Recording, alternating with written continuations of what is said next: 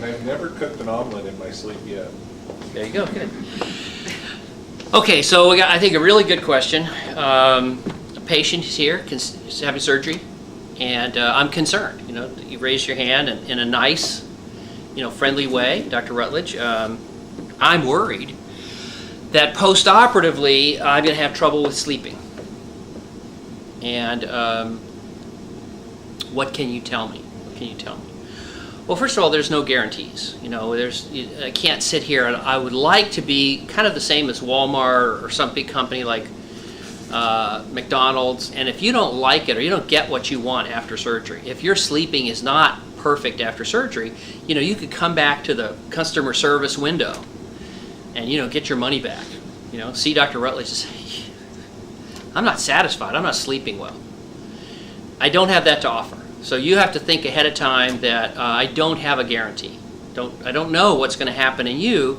Each of us every day see this kind of new world, and we're surprised by it. So it's possible that the concern that you raise will be one that will bedevil you post-op, that you'll have awful sleeping, that you'll have trouble sleeping, that you won't sleep at all, like you had mentioned. Now, having said that, though, let me tell you what I see in most of my patients, okay? That being heavy and laying down at night is deadly, okay? When your doctor puts you on the sleep apnea machine, did you say, oh, great, I can't wait to wear that at night? Or did you find that you were a little upset and disappointed that that would be part of your life forever, as far as he told you? Was it disappointing to you to hear that? Can you recall that day when you were told you have to go on this machine? How many years ago? 10. Do you remember that day? He said, why did he say you have to be on that machine? How did he convince you you have to wear that machine? My heart stops. Did you get that? You get that point? In other words, he said life and death. Wear the machine or die. Correct? In other words, not will you have a few restless nights. He said you wear this machine or your heart stops. Correct? Okay. So what we're talking about today with our surgery, for example, okay, how much insulin were you taking? 420 units a day. Okay. That's what we call bad diabetes. And I forgot, sleep apnea? Already had some, but I didn't have the CPAP. Didn't have the CPAP. And high blood pressure? Oh, yeah. High cholesterol? Oh, yeah. And pre-op, I'm sorry? That's all gone. And pre-op, trouble sleeping? All the time. And now? I can sleep more, but I find I'm more relaxed. My body's not as big. I can move a little bit better. I can sleep on the right side now, sleep just the left. So that's what we hear. In other words, what he said. Now, obviously I planted him here today, so he would answer that question like that. So the $20 I promised you. Right. But what we see all the time is being heavy is sick. Being heavy is bad. Being heavy damages our organisms. It damages your systems. It damages you in ways that are insidious over time. It doesn't kill you all at once like putting a gun to your head. But it damages over time as if you're smoking cigarettes. Okay? Smoking one cigarette doesn't bother many people. They can smoke 2 or 10 or 10 years worth. But at 20 years, things start to happen. The lungs are destroyed. Bronchitis, emphysema, and things like that. You get lung cancers, you get heart attacks, you get strokes, you get bladder cancer, and other things. So obesity, somewhat similar to smoking, is damaging you. Okay? And just like your doctor 10 years ago said, wear the sleep apnea machine or your heart stops. We're saying something like that to you today, which is being heavy and having sleep apnea is a deadly illness. Now, life is a deadly illness. We're all going to pass away. No, none of us, nobody gets out of life alive.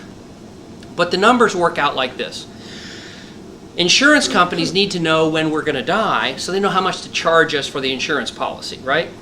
You get that part? In other words, if you say I want $1 million in insurance, they look up your information and they say you're probably going to live 20 years, so you do monthly, so they can make $1 million on you. They charge you a certain amount per month. Okay? So you can go to various places on the internet and look at those same calculators and look at your probable lifespan. It's not exact, But if you take my average patient, a 39-year-old woman who weighs 300 pounds who has diabetes and high blood pressure, that woman's going to live on average, depending on the calculator, to be 65. If you change her weight to 150 pounds, which is our average a year later, without diabetes and high blood pressure, she lives to be 85.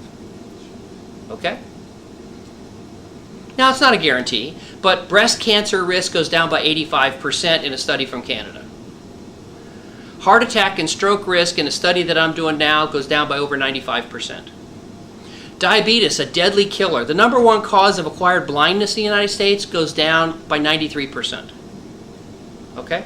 So, I do want to be sensitive to your question. How's my sleeping going to be after surgery? And I'm going to come to actually answering that. But first I want to tell you, we're here for life and death first.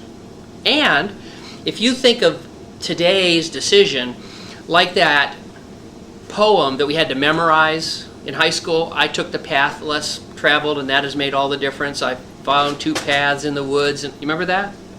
Okay. So today, if we imagine that you say, boy, I need my Ambien, I need my CPAP machine, I'm worried about not sleeping after Dr. Rutledge's surgery, I think I'll just keep on the path of your life prior to coming here.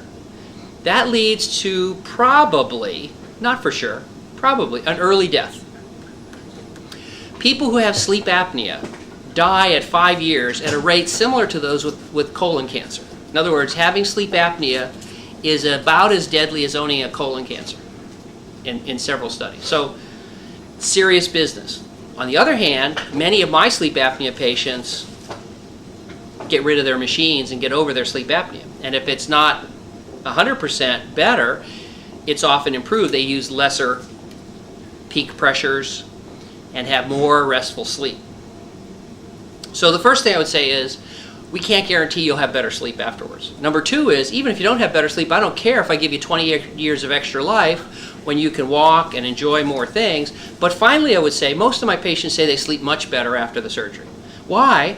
Because they're not taking as many medicines. They're able to breathe more. They're not using as much CPAP to drive their breathing. And they feel, in many cases, and they're confirmed by the sleep studies, that they can get rid of their sleep apnea machine because we cure sleep apnea in a high percentage of patients. Now, none of that's a guarantee for you. I can't offer any of those things as a guarantee, but I can say they're high probability in you, and that I guess, and this is Las Vegas, I'd be willing to bet you a quarter, maybe even 50 cents, that your sleeping is going to be much better. Now, will it be better tomorrow night? I don't know. Could it take a couple of weeks or a couple of months? Sure. But overall, let me ask my patients a question a little differently. Would you trade the life you had before the MGB for the life you had after? Would you give it up to go back to your life beforehand for better sleep or less joint pains or anything? Nobody has ever said, I want to go back. 0. So my guess is that you're going to be satisfied with the result, happy with the result. Will it be perfect? Well, many cases it's not perfect. But I haven't had, that I can recall, anybody who said, gee, I'd like to go back. I want to have the sleeping with my Ambien and my CPAP I had before surgery. Let's undo this surgery. I don't have anybody like that. And I got 6,000 people, when I've surveyed them, they say, this is, great, the best thing that ever happened to me, or something like that. So my guess is you're going to be satisfied. But that's a guess, not a guarantee, because I can't see the future. But I've seen a lot of people look just like you.